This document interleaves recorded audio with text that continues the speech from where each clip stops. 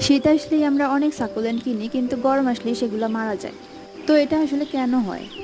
অনেক যত্ন করেও আমরা আমাদের সাকুলেন্টগুলোকে বাঁচাতে পারি না। তখন আমরা ভাবি যে বাংলাদেশে হয়তো সাকুলেন্ট বাঁচে না। আবার ভাবি যে সাকুলেন্ট শুধুমাত্র সিজনাল প্লান্ট।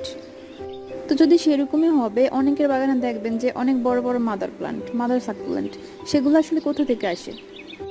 অথবা গরমেও দেখবেন যে অনেকের বাগানে খুব সুন্দর স্বাস্থ্যোজ্জ্বল সাকুলেন্ট, সেগুলো কিভাবে হয়?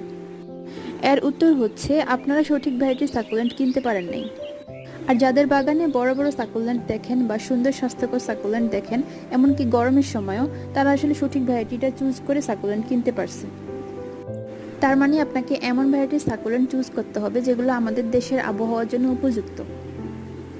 এখন আপনি কিভাবে বুঝবেন যে সেই ভ্যারাইটি কোনগুলা?